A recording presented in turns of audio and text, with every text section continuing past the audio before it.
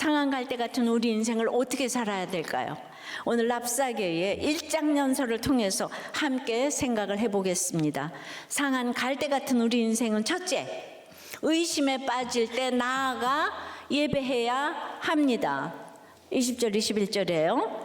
네가 싸울 만한 계교와 용력이 있다고 한다마는 이는 입에 붙은 말뿐이라 네가 이제 누구를 의뢰하고 나를 반역하였느냐? 이제 내가 너를 위하여 저 상한 갈대 지팡이 애굽을 의뢰하도다. 사람이 그것을 의지하면 그의 손에 찔려 들어갈지라. 애굽의 왕 바로는 그에게 의뢰하는 모든 자에게 이와 같으니라. 자, 네가 의뢰하는 이 의뢰가 무엇이냐? 지난주 본문 19절부터요 오늘 27절까지 이 의지와 의뢰라는 단어가 무려 8번이나 나오는 거예요. 그러니까 사람은요 누군가를 늘 의지해요. 예.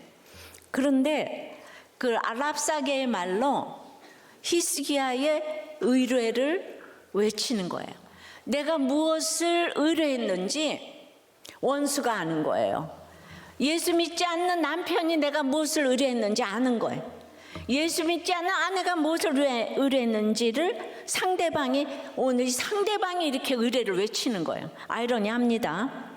아버지 아하스의 악함으로 히스기야를 깨어있게 하시더니 개혁을 해도 아수르가 쳐들어오고 계속 의뢰할 수밖에 없게 하시고 의지할 수밖에 없게 하시는 것이 히스기야로서는 그것이 가장 믿을 만한 환경이 되게 하신 거예요.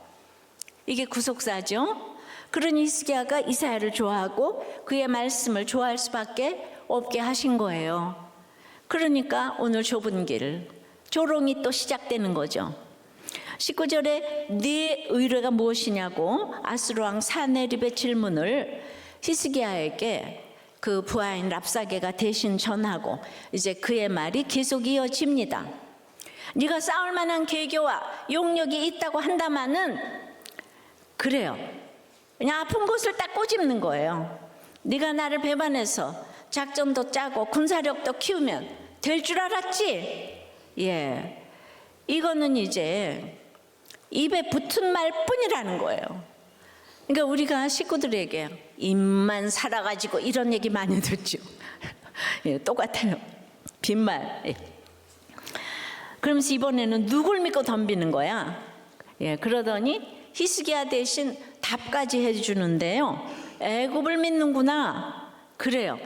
실제로 히스기야는 하나님을 의뢰하지만 애굽의 힘을 기대했어요. 애굽이 반아수르 동맹의 뒷배였거든요. 이스라엘, 유다, 아람, 블레셋 등 아수르와 애굽 사이에 있던 작은 나라들을 앞세워서 아수르가 애굽까지 공격하는 것을 막으려고 했어요. 그러나 애굽이 눈치가 구단이거든요. 오래 살아남은 비결이 있지 않았겠어요?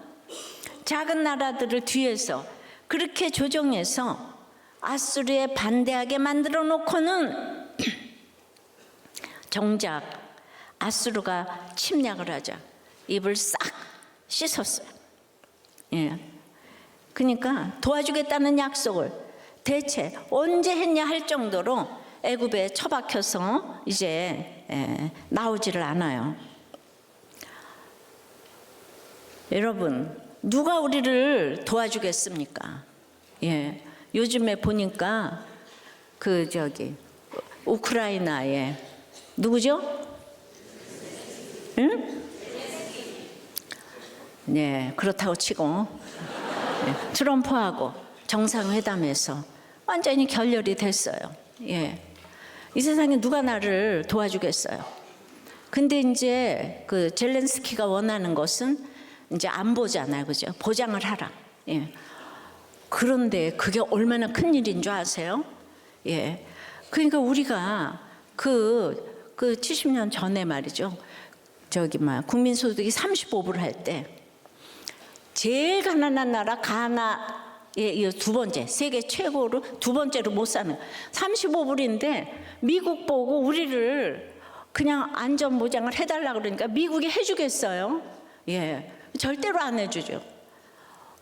근데 그냥, 이승만이 워낙에가 프린스턴에 하버드에 박사 석사 다 했으니까 그 잘하는 영어로 좌우지간에 이거를 받아내기 위해서 거제의 포로 수용소들을 막 다 석방을 했어요. 막 미국이 놀라 자빠라지도록.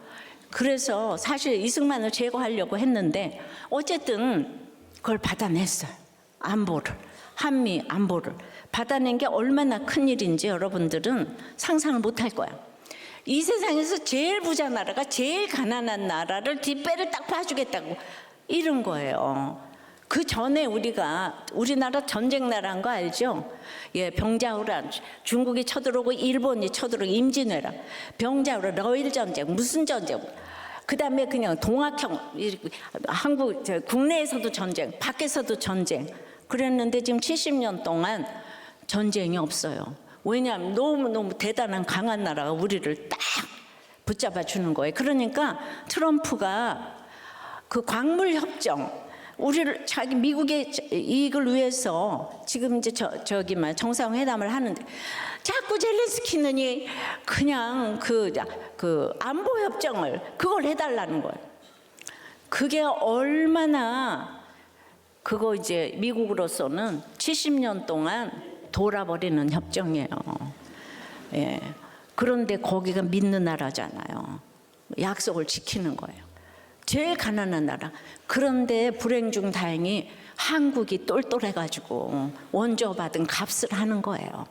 그러니까 이랬는데 두 번 다시 안 해주는 거예요. 예, 이거 어떻게 해주겠어? 그러니까 내가 대단한 나라가 나의 뒷배가 돼준다 그래 함부로 쳐들어오지 못하잖아요. 그러니까 실제적으로 70년 동안 전쟁이 없었기 때문에 한국의 국력이 올라간 거예요. 알았어요?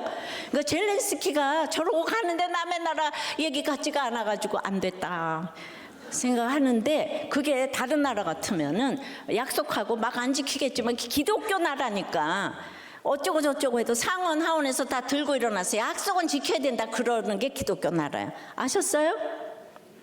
예. 근데 아수랑 사네립은 애굽을 뭐라 그래요? 상한 갈대 지팡이라고 부르는 거예요. 지팡이는 지팡이인데 지팡이가 아니라는 거예요. 재료가 참나무가 아니라 갈대이고요. 갈대인 것도 기가 막힌데 갈대가 상했대요. 부러졌다는 거예요. 쓸 수 없는 지팡이라는 거예요. 뒤에서 뒷배가 되어줄 것처럼 하다가 싹 숨어버린 애굽이 딱 상한 갈대 지팡이라는 거예요. 근데 요새 미국에다 중국이 뭐라고 하냐면 한국은 옛날부터 우리 속국이었다 이러잖아요. 예. 그러니까 믿음이 없는 사람은요 다 이렇게 이용해 먹으려고 하잖아. 물론 뭐 미국도 그러겠죠. 근데 이게 믿음이 들어간 거하고 아닌 거하고는 하늘과 땅 차이인데, 그러니까 성경을 보면 국제 정세도 이렇게 보이는 거예요. 근데 사실 이건 애굽의 문제가 아니라 유다의 문제인 거예요. 유다는 애굽을 향해 사실 너무나 미운 정 고운 정 다 들었어요. 그렇게 괴롭혀서 겨우 도망 나왔는데 몸에 밴 애굽의 습성이 없어지지를 않아요. 중국의 사대주의 뭐 이런 거 안 없어져요. 우리 늘 청나라에 조공바치고 그랬죠. 그러니까 이제 이스라엘 유다 사람도 그냥 늘 그리운 곳, 돌아가고 싶은 곳, 기대고 싶은 곳이, 노예 노릇을 했지만 400년 동안 거기가 잘 살았잖아요. 예. 안 되는 줄 알면서도 끊지 못하는 곳이 곧 애굽이었어요. 하지만은 유다가 이렇게 달라붙으니까 매력이 하나도 없는 거예요. 반면 애굽은 연애 고수예요. 밀당을 기가 막히게 합니다. 잘 필 듯 잡힐 듯 기대하게 하지만 절대 잡히지 않아요. 도와줄 듯 하면서 절대 안 도와주는 거예요. 그러면 누가 애굽을 상한 갈대 지팡이로 만드는 거예요? 바로 유다가 그렇게 만드는 거예요. 누가 진짜 상한 갈대인가 물어본다면 애굽이 아니라 유다예요. 유다의 믿음이 갈대처럼 흔들리고 심지어 상한 갈대처럼 꺾이고 부서져 내리니까 하나님이 아닌 애굽을 의뢰한다는 거예요. 나를 지탱해 줄 지팡이인 줄 알았는데 상한 갈대라니 속았어. 이게 아니라 그런 지팡이를 의뢰했던 내가 상한 갈대라는 거예요. 허리가 끊겨버려 말라가는 갈대, 밑동 잘린 나무가 바로 나라는 거예요. 근데 유다가 이렇게 자기 모습을 보지 못하고 아수르 왕 말만 들으면 어때요? 내가 그렇게 믿었건만 믿을 만한 사람이 아니었나? 예, 의심이 생기죠. 지금 애굽을 상한 갈대 지팡이라고 그러잖아요. 상한 갈대는요, 멀리서 보면요, 표가 하나도 안 나요. 도리어 멋있어 보여요. 여자들이 멍하니 4차원의 표정을 짓고 있으면 도리어 멋있어 보여가지고 남자들이 다 달라붙잖아요. 그래서 막상 가까이 가보면 다 상한 갈대라 이거죠. 예, 외모 좋아하지 말라고요. 이러는 사람 다 이상한 거예요. 네, 나는 권사님한테 들었어요, 그 얘기를. 자기가 맨날 이루고 있으니까 다 좋아하더래요. 자, 정치 천재, 심리 천재 아수르 왕은 이때를 놓치지 않고 그 다음으로 무슨 말을 합니까? 22절이에요. 너희가 내게 이르기를 우리는 우리 하나님 여호와를 의뢰하노라 하리라마는 히스기야가 그들의 산당들과 제단을 제거하고 유다와 예루살렘 사람에게 명령하기를 예루살렘 이 제단 앞에서만 예배하라 하지 아니하였느냐 하셨나니. 예, 아수르 왕은 히스기야가 얼마나 하나님을 경외하는지 알아요. 의지했는지 알아요. 대단한 종교 개혁을 했다는 것도 알아요. 유다 전국에서 산당과 제단을 제거한 것도 알아요. 다 아는데 하나님만 몰라요. 예. 그래서 네가 그 산당과 제단을 제거했기 때문에 하나님도 히스기야를 더 이상 돕지 않는다고 생각하는 거예요. 근데 히스기야가 이제 어렵지 않다면 아무리 와서 욕을 해도 타격을 받지 않아요. 그런데 히스기야는 어때요?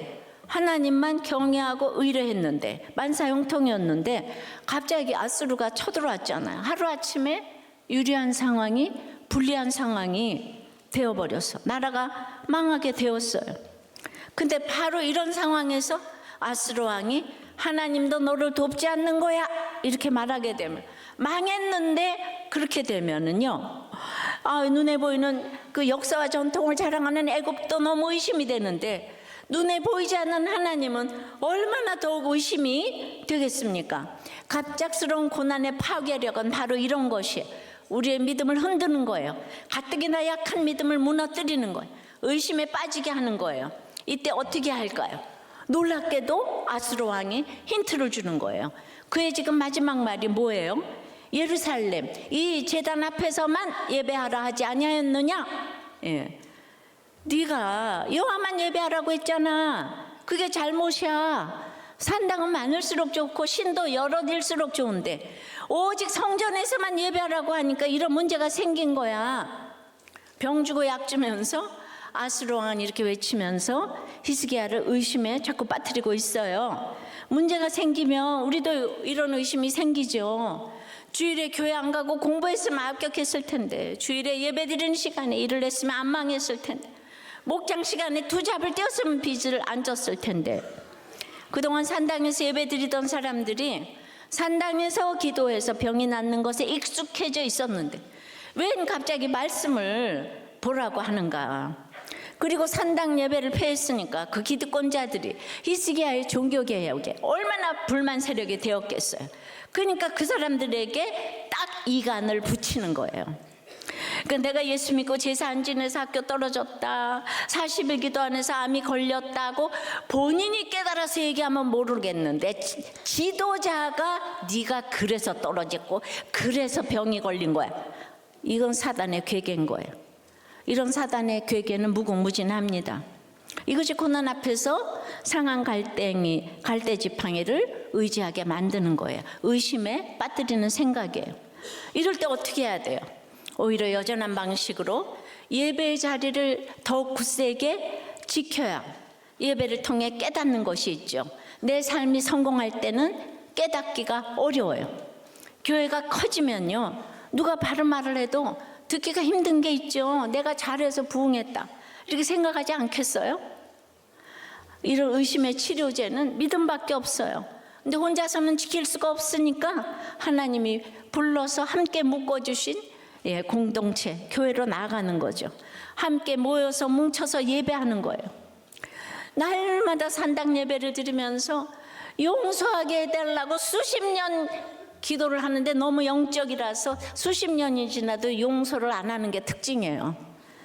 용서해달라고 빌기만 해. 용서를 안 해. 예. 자, 적용 질문이에요. 자꾸 의지하고 싶은 나의 애굽 지팡이는 무엇이에요?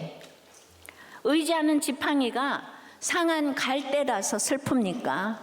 내가 상한 갈대라서 슬픕니까? 주일 수요 목장 예배에 어떤 마음으로 나아갑니까? 오래전에 한 의사 선생님이 칼럼을 하나 썼는데, 기본적으로 의사는 고지에 그 의무를 지키려고 하지만 안 걸렸다고 가족들이 희망을 뺏어서야 되겠냐. 그래서 말하지 못하게 한대요. 그럼 폐암 환자가 폐렴으로 요즘 약 타먹고 있다고 말하다가 갑자기 죽는 경우가 생긴다는 거죠. 근데 환자에게 알렸더니만 너무 절망에 빠져가지고 자살이라도 하게 되면 또 의사는 그 죄책감에서 벗어날 수가 없다는 거예요. 그래도 이분은 알려야 된다고 생각을 했대요. 4살짜리 소년이 이제 와서 이런저런 하다가 척추결핵으로 병명이 나왔는데, 이거는 이제 꼽추가 되는 병인데, 등뼈에 척추결핵 부위를 수술로 긁어내고 결핵 치료를 하면 등이 굽지 않고 치유될 수 있으니까 식구들에게 수술 동의를 구했다는 거예요. 그런데 거기 부모 외에 그 신도들이 같이 따라와 있었는데, 이 수술을 하려면 수혈을 해야 되냐고. 그래야 된다. 절대로 안 된다. 근데 수술을 수혈을 하지 않고 마취를 하면 환자의 생명이 위험하고, 수술을 하지 않으면은 등이 굽은 장애를 가지고 평생을 살아요 하니까 부모가 조금 흔들리는 듯 했는데, 같이 온 신도들이 펄펄 뛰니까 절대 수혈할 수 없다고. 그러니까 결국은 퇴원시키겠다고. 부모도 아이가 죽어도 좋으니까 수혈은 안 된다고. 그래서 의사가 수혈하지 않고 수술하겠다 약속을 하고 수술 일정을 잡았다는 거예요. 수술하는 날도 다 와가지고 수술하면 안 돼요. 다들 다짐을 다 받았대요. 그래서 알았다고. 수술방에 들어오자마자 수혈을 하고, 이제 무사히 전신 마취 수술을 받아서 그 혈액 대금은 항생제 주사 대금으로 딱 바꿔 놓은 다음에, 그러니까 이제 이 고지 의무를 위반한 이 사건에서 큰 보람을 느꼈는데, 교리 안에 있는 그들은 이미 고지 사실에 대한 판단력을 상실한 상태였다 이래요. 그러니까 그들이 종교의 이름을 빙자하고 있잖아요. 요즘 극우라는 표현을 참 많이 써요. 그런데 극자가 들어가면 항상 폭력이 동반된 비상식을 말하는 것 같아요. 근데 이 부모는 이단이잖아요. 이러면 극우라고 그러지 않겠어요? 근데 다 같이 기독교라고 한단 말이죠. 그러니까 이 보수 진보 그러는데, 제가 말하는 보수는요, 국민의힘을 말하는 게 아니고, 지금까지 내려온 가장 좋은 거를 다 합친 걸 전 보수라 그래요. 복음적이고요. 복음적인 것은 상식적이고 긍정적이고 합리적이고 가정 중수와 말씀 묵상이 핵심 가치고요. 남녀가 질서의 역할에 순종하는 거예요. 여자의 머리는 남자고 남자의 머리는 그리스도고, 여자 남방시로 가정을 사랑하고 창조 질서를 어지럽히지 않고 나라를 사랑하는 것을 말합니다. 이게 자유인 거예요. 그러니까 이쪽 저쪽 다 욕을 삼가고 비난을 좀 삼갔으면 좋겠는데, 좀 이제 좀 안 그랬으면 좋겠다는 생각이 들어요. 예수 믿는 사람은 예수 믿는 사람답게 얘기를 해야 된다고 생각합니다. 자, 상한 갈대 같은 우리 인생은 첫째 뭐예요? 의심에 빠질 때 나아가서 예배를 해야 되는 거예요. 두 번째는 절망에 빠질 때 엎드려 기도해야 되는 거예요. 23절 4절입니다. 청하건대 이제 너는 내 조 아스로왕과 내기하라. 네가 만일 말을 탈 사람을 낼 수 있다면 나는 네게 말 2,000마리를 주리라. 네가 어찌 내 주의 신하 중 지극히 작은 지휘관 한 사람인들 물리치며 애굽을 의뢰하고 그 병거와 기병을 얻을 듯하냐. 랍사게는 이제 사네립 왕의 말로 유다 백성을 의심에 빠뜨렸다고 생각했어요. 그래서 이제는 자기 목소리를 냅니다. 무슨 목소리요? 조롱의 목소리. 청하건대 플리즈 이렇게 시작하지만 사실은 놀려요. 내기하재요. 내기 상품은 말이 1,000마리예요. 조건은 뭐예요? 말 탈 사람. 무슨 말이에요? 말 탈 사람 한 사람도 낼 수 없다는 거예요. 예. 이게 다가 아니에요. 예. 그러니까 아수르 군대의 초급 장교 한 사람도 히스기야의 모든 군대는 물리칠 수가 없다는 거예요. 예, 물리치다는 얼굴을 돌리게 하다인데 유다 군대를 다 동원해도 아수르 군대의 소위 한 명 고개도 까딱하게 할 수 없다는 거. 엄청난 모욕입니다. 완전 무시해요. 근데 이것도 끝이 아니에요. 25절입니다. 내가 어찌 여호와의 뜻이 아니고야 이제 이곳을 멸하러 올라왔겠느냐. 여호와께서 전에 내게 이르시기를 이 땅으로 올라와서 쳐서 멸하라 하셨느니라 하는지라. 랍사게는 드디어 하나님까지 조롱의 대상으로 삼아 버립니다. 하나님을 전혀 모르는 자가 하나님의 뜻을 들먹여요. 하나님의 뜻으로 자기가 예루살렘을 멸하러 왔다는 거예요. 그리고 심지어 하나님이 자기에게 말씀하셨대요. 이 땅으로 올라와서 쳐서 멸하라. 직통계시를 내려줬다는 거예요. 랍사게의 이 말은 사실 히스기야나 유다 백성에겐 훨씬 더 심각하게 들린 거예요. 왜냐하면 아하스 왕 때부터 이사야 선지자가 계속 경고했거든요. 아수르를 보내 심판하시겠다고요. 근데 안 듣죠. 예, 비록 설마 그러시겠어? 여기 예루살렘 성전이 있는데 여기 예수 믿는 사람이 몇 명인데 전쟁이 나겠어? 이러는 거예요. 예. 그래서 이제 다들 귀를 기울여 회개하진 않았지만은 알고는 있었다는 거예요. 여러분도 말씀이 안 들려도 머리로는 알고 있었다는 거예요. 구속사가 들리지는 않아도 알고 있었다는 거죠. 근데 진짜로 아수르 군대가 예루살렘을 포위했단 말이죠. 근데 그 지휘관이 하나님이 자기에게 말씀하셨다고 하니까 예루살렘을 쳐서 멸하라고 말씀하셨다니까 이 직통계시 받은 이런 아수르 같은 지도자가 곳곳에 항상 있어요. 히스기야와 유다 백성은 경악했을 거예요. 진짜인가 보다. 하나님이 진짜 히스기야를 망하고 아수르를 세웠나 보다. 깊은 절망에 빠질 수 있죠.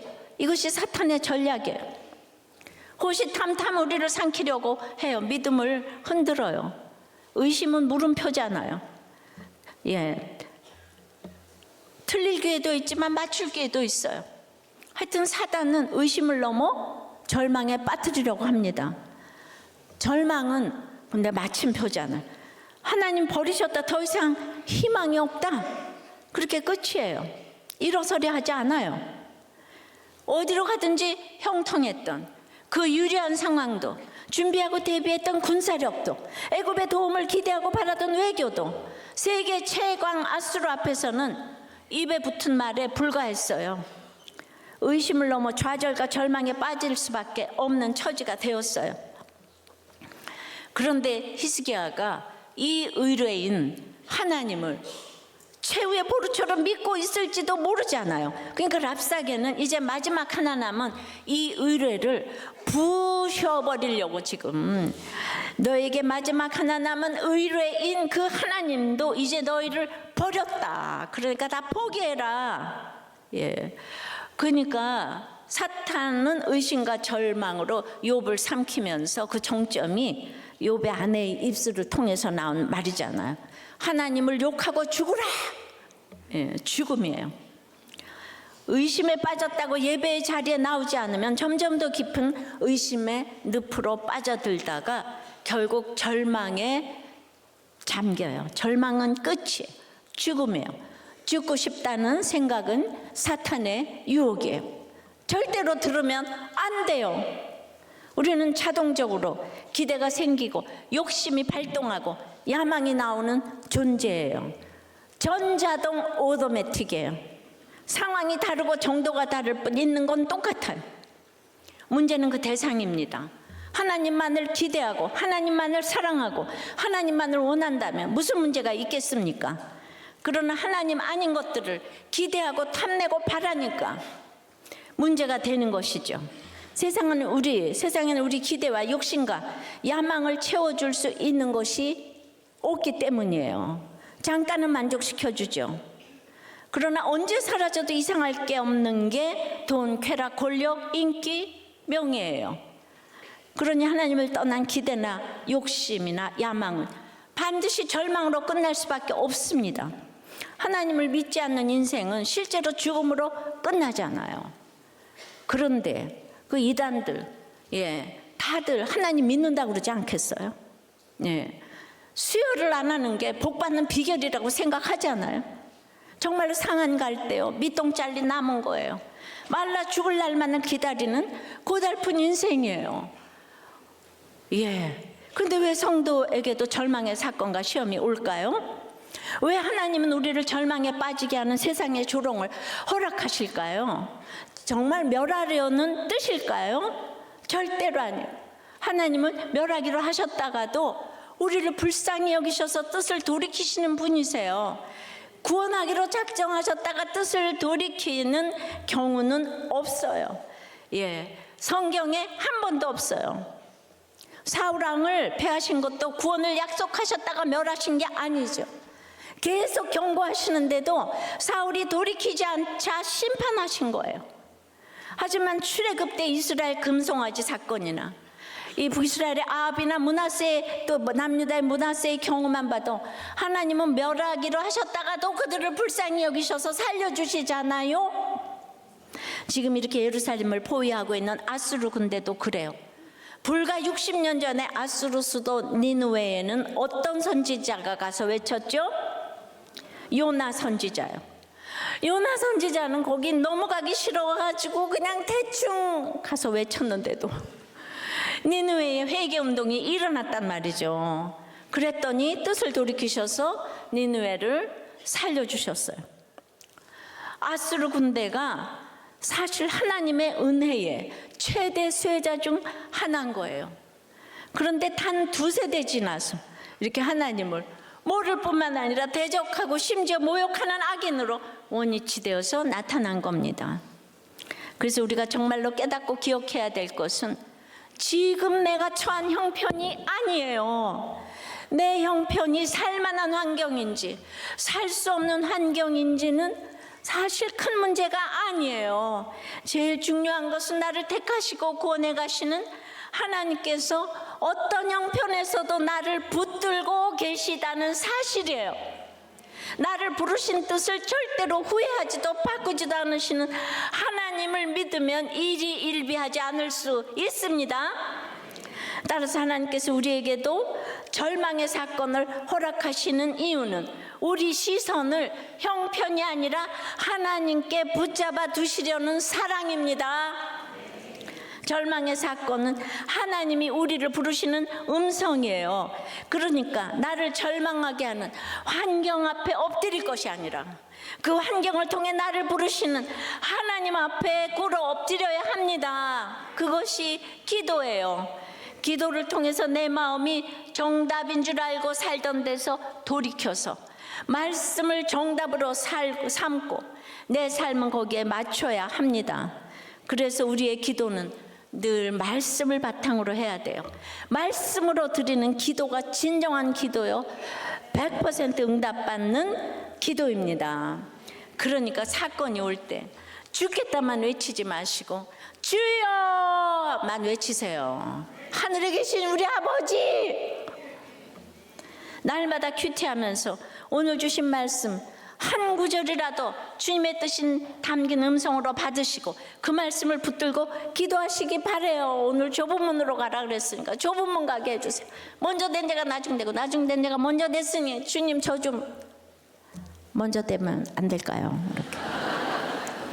그러니까 오늘 말씀 큐티 말씀으로 어떤 절망도 왔던 길로 떠나갈 줄 믿습니다. 적용 질문이에요. 조롱과 무시를 받는 사건이 왔습니까? 그래서 너무 화가 납니까? 아니면 너무 절망합니까? 절망의 사건 가운데 환경 앞에 엎드려 있습니까? 하나님 앞에 엎드려 있습니까?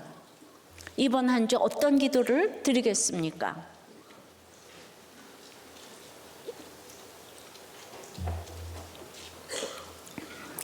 한 목자님이 이제 목자 모임에서 목장에서 이렇게 이제 한 집사님 간증해 주셨는데, 제가 이제까지 보았던 분 중에서 목장과 가정에서 수치를 가장 많이, 그러나 잘 받으셨고 거절도 가장 잘 당하신 분이셨다고요. 예.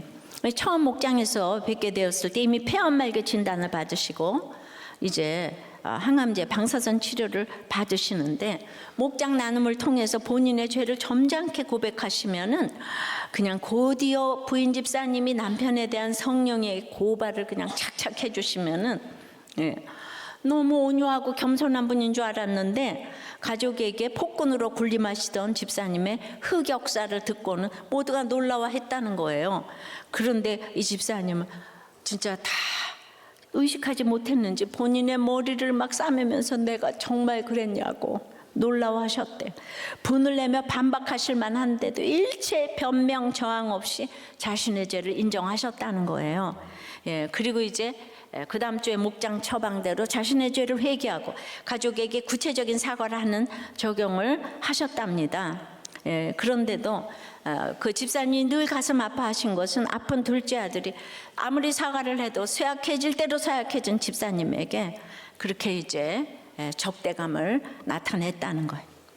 그래도 이 모든 게 내 탓이라고 하고 인정하시면서 자기 죄를 회개하셨는데 아니 일반적인 거절이 아니라 사과와 회개에 대한 아들의 거절을 당하시는 마음이 정말 힘드셨을 텐데 내가 거절당하고 망할 것을 예비하니 자신감이 생기고 내 죄가 보이니 어떤 거절에도 상처받지 않는 자존감이 생기셨던 것 같습니다.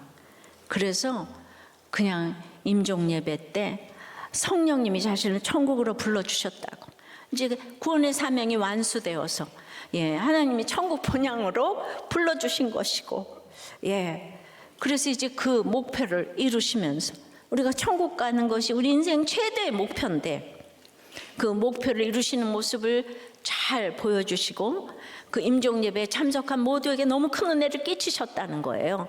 근데 이 목자님은 너무나도 우리나라에서 최고의 똑똑한 박사님이잖아요. 의사 선생님이고 그런데 저는 그 집사님이 너무도 부럽습니다 이렇게 썼어요. 이 똑똑해서 되는 게 아니에요. 너무도 부럽습니다. 여러분도 부러운가요? 별로 아멘이 안 나오네. 부러워야 돼, 그죠? 자, 상한 갈 때 같은 우리 인생은 첫째 의심에 빠질 때 뭐라고요? 나아가 예배해야 돼요. 둘째 의심이 절망으로 바뀌어서 빠질 때는 엎드려 이 말씀으로 기도를 해야 돼요. 그래도 셋째는 피하고 싶어. 의심 절망 다 피하고 싶어. 그러면 함께 공동체에서 나눠야 되는 거예요. 56절입니다. 힐기야의 아들 엘리야긴과 셈나와 요아가 랍사게에게 이르되 우리가 알아듣겠사오니 청하건대 아람말로 당신의 종들에게 말씀하시고 이제 성유에 있는 백성이 듣는 데서 유다말로 우리에게 말씀하지 마옵소서. 한마디로 히스기야 장관 세 사람은 그 의심에 빠뜨리는 산헤립의 교묘한 설득과 절망에 빠뜨리는 랍사게의 치명적 놀림을 들었어요. 그런데 반응이 어때요? 백성이 알아들을 수 있는 유다말로 하지 말래요. 그냥 아람말로 해도 자기들 알아들으니까 백성은 제발 알아듣지 못하게 해달래요. 주여 영어로만 해요. 영어로만. 우리 사람들 영어 못 알아들으니까. 이게 무슨 말이에요? 상한 갈대인데 상한 갈대라는 말을 하지 말라는 거예요. 이미 죽게 되었는데 왜 굳이 죽을 것이라는 말을 해서 살 소망마저 끊어놓느냐는 것이죠. 좋은 말만 들려주자. 잠깐이라도 걱정과 두려움을 덜어주자. 다 인본적인 생각을 하죠. 자, 엘리야긴과 셈나와 요한은 당시 최고 엘리트잖아요. 근데 그 생각이 이래요. 이들이야말로 히스기야의 개혁의 주요가 아니었겠어요? 히스기야의 오른팔과 왼팔이 되어서 그가 시키는 대로 아니 시키지 않아도 낯빛만 보고도 눈빛만 보고도 그 마음을 읽어서 그가 원하는 대로 척척 일을 처리해 주었을 거예요. 최고로 인정받는 능력자들이었을 것입니다. 물론 엄청난 수고도 했겠죠. 하지만 히스기야의 개혁이 성공한 개혁이었기에 어디로 가든지 형통하는 그 형통의 열매도 가장 많이 받았을 거예요. 그야말로 성공의 아이콘 국민 영웅이었을 것입니다. 그런데 이 사람들이 눈앞에 닥친 문제를 직면하지 못해요. 나라가 곧 망하게 되었어요. 개혁의 열매로 모았던 것도 이미 다 날아갔어요. 허리가 댕강 끊긴 갈대요, 윗동이 싹둑 잘린 나무인데 그 모습을 참아보질 못해요. 그렇다는 말도 듣기 싫어요. 내가 듣는 건 그나마 나아요. 그런데 백성이 듣는 건 참을 수가 없어. 왜죠? 수치스럽기 때문에. 자기 명예가 무너지고 비난을 받는 일을 당할 수가 없어요. 그래서 쥐가 고양이가 쫓아오는데 구멍에 머리 쳐박고 있으면 돼요? 꼭 이래요. 그래서 이 요청을 들은 랍사게가 뭐라고 합니까? 27절에 랍사게가 그에게 이르되 내 주께서 내 주와 내게만 이 말을 하라고 나를 보내신 것이냐? 성 위에 많은 사람들도 너희와 함께 자기의 대변을 먹게 하고 자기의 소변을 마시게 하신 것이 아니냐고. 참 너무 아이러니합니다. 주님은 사람이 침묵하면 돌들이 소리 지르게 하시잖아요. 유다 최고 엘리트라는 사람들 수준이 이르니까 하나님은 할 수 없이 랍사게를 사용하셔서 들어야 할 말씀을 들려주시는 거예요. 너희들만 이 사태를 직면하면 되겠냐? 성 위에 앉은 사람들도, 즉 아람말을 모르는 평범한 유다 백성들도 모두 너희와 함께 자신이 똥을 먹고 오줌을 마시게 되었다는 것을 알아야 하지 않겠냐? 포위 공격을 당하면 먹을 게 없어서 아이까지 잡아먹는 일이 생겼었잖아요. 실제로 엘리사 때요, 사마리아에. 그러니까 대소변 이야기는 이제 예루살렘도 곧 그렇게 다 굶어 죽일 것이라는 예고예요. 가장 수치스럽고 가장 끔찍한 죽음을 당하게 되었다는 경고입니다. 랍사게는 이 경고의 메시지를 왜 지도자인 너희들만 듣고 다른 사람들 듣지 못하게 하려느냐고 다시 한번 놀리며 비꼬는 거예요. 하나님은 랍사게를 통해서 유대 지도자들의 문제를 정확히 드러내십니다. 의심에 떨어져도 절망에 떨어져도 최고 지도자 엘리트들은 끝까지 체면만 중요해요. 죽으면 죽었지 절대로 자기 수치는 오픈을 못하는 거예요. 죽음의 고통보다 망신의 고통이 훨씬 더 커요. 구원보다 명예가 더 위에 있어요. 그러니 결론이 뭐예요? 냅둬. 이대로 살다 죽을래. 나중에 지옥에 떨어지는 것보다 지금 부끄럽고 욕먹는 게 훨씬 더 두렵습니다. 그래서 그렇게들 자살을 하잖아요. 여러분들 다 누가 자살해요? 엘리트들이 자살해요. 한 나라의 최고 위정자가 자살을 해요. 다 따라해요. 없는 사람들이 자살 안 해요. 절대 하면 안 되는 일을 아무리 강조해도 그거는 너무나 큰 죄악이에요. 점점 엊그제도 BTS의 그 그냥 30대 청년 한복 디자이너가 자살했어요. 다 이쁜 사람, 잘난 사람, 지식인들. 그런데 이런 사람들에게 주님이 뭐라고 하세요? 성 위에 앉은 사람들도 너희와 함께 자기의 대변을 먹게 하고 자기 소변을 마시게 하신 것이 아니냐 물으십니다. 똥 오줌처럼 여겨지는 그 수치, 그 부끄러움을 저기 저 성 위에 앉은 사람들, 너희 눈에 너무 무시가 되어서 그들에게 그 영어로 얘기하라고. 잘못 보이는 것이 죽기보다도 싫은 그런 사람들과 함께 나누라는 거예요. 이거를 랍사게가 처방을 해줘요. 지금 아수르의 외교장관. 여러분, 별 인생이 없습니다. 하나님 앞에서는 똑같이 이 땅에 벌거벗고 왔다가 벌거벗고 가요. 우리가 자기 모습 감추려고 쓰는 방패들이 너무 많잖아요. 지식과 외모와 건강과 돈과 많지만요, 나이 들면 다 똑같아요. 40대가 되면 지식이 다 평등해지고 50대가 되면 외모가 평등해지고 60대가 되면 남녀가 평등해지고 70대가 되면 건강이 평등해져요. 80대가 되면 있는 놈이나 없는 놈이나 돈이 평등해지고 90대가 되면 생사가 평등해지는 거예요. 어차피 우리가 다 상한 갈대라니까요. 늙어져서 아픈데 치매 하나 걸리면 돈이 지식이 자녀가 아무것도 필요가 없는 거예요. 예, 우리 밑동 잘린 나무라니까요. 나무라니까요. 지금은 내가 좀 특별한 것 같아서 수치가 드러나는 거 피하고 싶고, 내 약점을 감추고 싶고, 내 죄 고백하는 거 싫지만 그런 게 다 사실 지나가는 거예요. 계속 피하려고만 하다가 천국까지 피하면 되겠습니까? 천국을 못 가죠. 천국 가야죠. 주님 만나야죠. 천국이 상한 갈 때 유일한 소망인데요. 그럼 이 땅에서 상한 갈 때가 너무 감사한 거죠. 그래서 직면하기 싫고 피하고 싶은 일이 생길 때 도망가지 마시고 여기 성의 위에, 예배당 위에 앉아있는 믿음의 지체들과 함께 나누시기 바랍니다. 갈 때의 특징 중 하나가 군락을 이루고 있다는 거예요. 하나씩 뜯어보면 너무 가늘고 약하지만 무리로 모여있기 때문에 엄청난 생명력으로 살아남는 것이죠. 우리들 교회는 구조 자체가 나눌 수 있잖아요. 말씀의 공동체에서 말씀으로 양육을 받고, 모르면 물어보시고, 힘들고 수치스러운 일을 함께 나누시면서 천국까지 같이 가십시다. 그렇다고요. 아무 말이나 아무에게나 막 하시면 안 되고요. 그래서 양육을, 이번 주부터 시작되는 양육 꼭 받으시고, 큐티로 인도함도 받아보시고, 목자님께 물어보면서 오직 회개가 되도록 나누시면 좋겠습니다.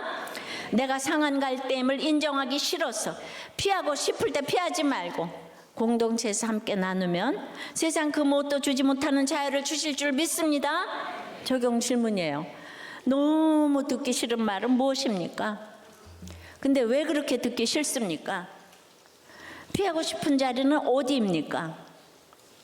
공동체에서 믿음으로 나누었더니 자유롭게 된 일이 있습니까?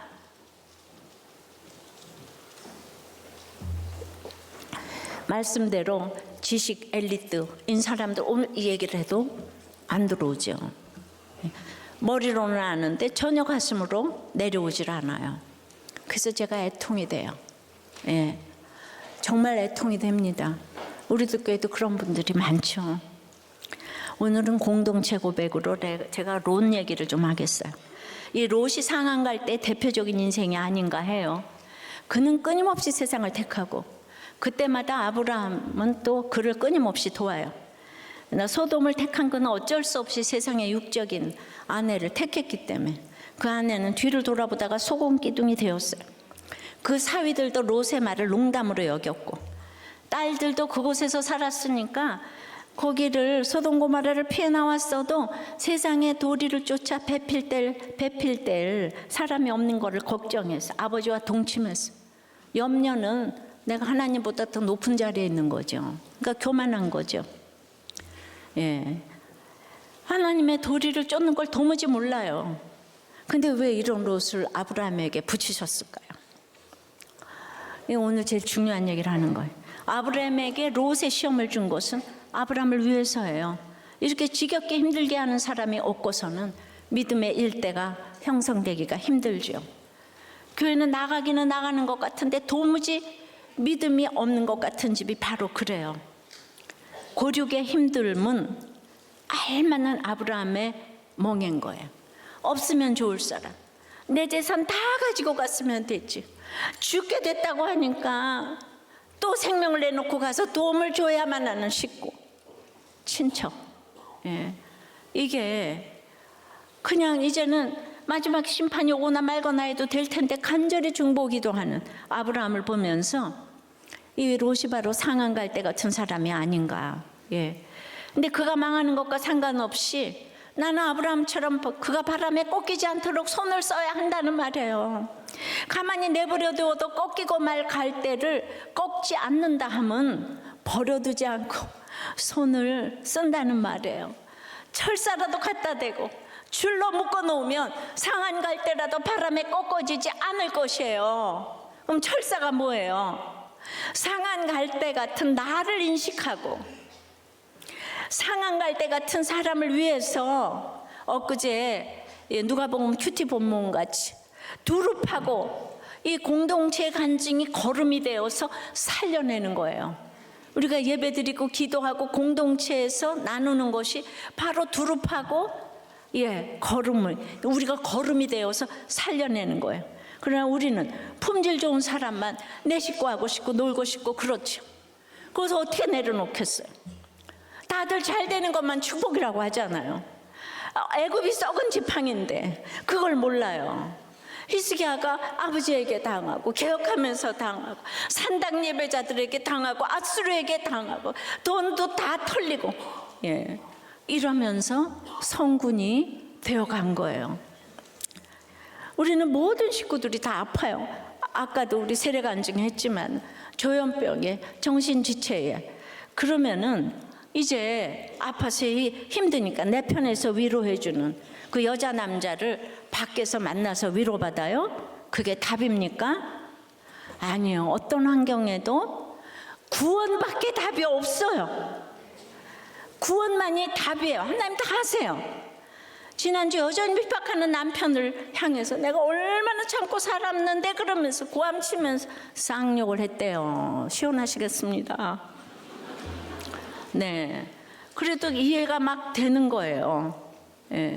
나중된 자로서 먼저 되고 먼저 된 자로서 나중된 자도 있는데 좁은 길로 우리가 잘 가야 되지 않겠습니까? 환경이 아니고 구원이 답이에요. 상한 갈대 지팡이 밑동 잘린 나무기 때문에 짧은 인생인데 내가 구원을 얻었으면 여러분들 지금 식구들이 다 아파도 그냥 우리 교회 와서 나누면 최고의 로얄 패밀리인 줄 믿습니다. 근데 그게 자꾸 낫고 이러려고 하니까 인생이 힘들죠. 우리 장애아 가지고 있는 엄마 아빠가 얼마나 지금 천국을 누리는지 그 의사 부부 간증 들었잖아요. 그죠? 그러니까 다 없어질 것 가지고 그게 썩은 지팡이래잖아요. 상한 갈대 지팡이라잖아요. 아셨습니까? 이제 말씀을 맺어요.